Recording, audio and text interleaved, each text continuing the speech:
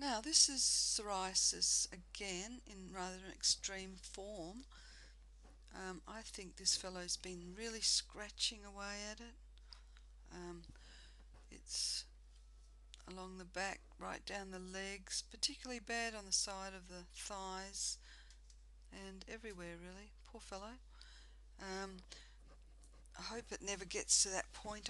These are fairly old pictures and they're in the public domain that I'm using, so they're actually probably predate a lot of treatments that are offered now that maybe help people, and although I'm sure there are still people that get it that severely, unfortunately.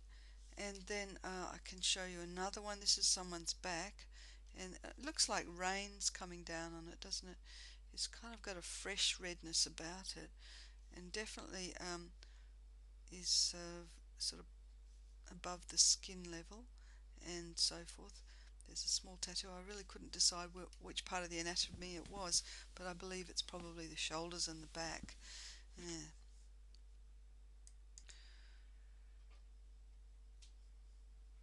Hello, yes, here it is again, my book.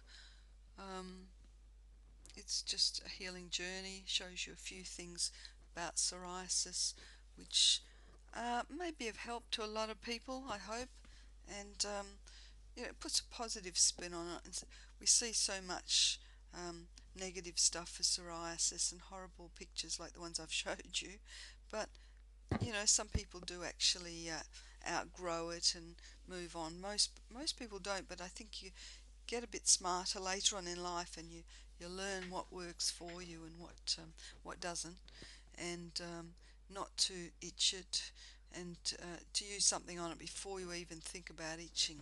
That's important, I think, and that's what I've discovered. And be super careful of your hygiene. Don't sort of spread it with your fingernails. Like, I've woken up and in the morning and discovered that I have it in two more places, just above the eye and on the chin, and I never had it before. But I have used something in this book that I recommend, and it's actually removed a lot of it, and it's really virtually almost disappeared. And I'm really glad that I discovered that particular product. It's a very cheap product, and I refer to it in the book.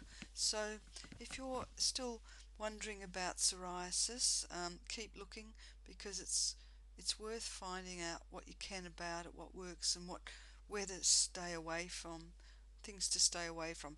I mean, obviously things like chemicals and soap powders and detergents aren't going to help your psoriasis, but a bit of sunshine will.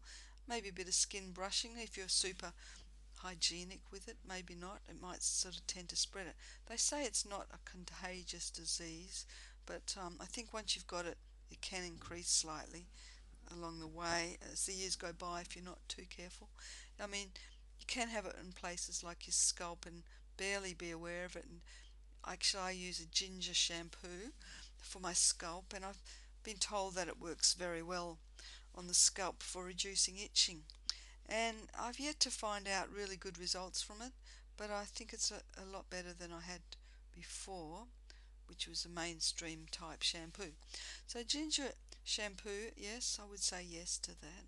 I actually tried it on my face as well, one stupid move I made, and the first time it worked reasonably well, but the second time I applied it, it went quite severely red, and so obviously it wasn't the right thing to do. So yeah, it's just a case of joining a group too. There are a lot of groups around that actually will help you with your psoriasis through their own experiences, and I find this actually better than a lot of medical people telling you what works and what doesn't, although I would try both, of course. I am recommending a book from Amazon which I think is quite good. There you go. What was popping up there?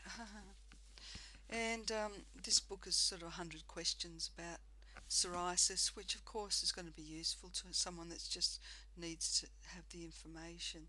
So I'll put a couple of links underneath the video. Thank you.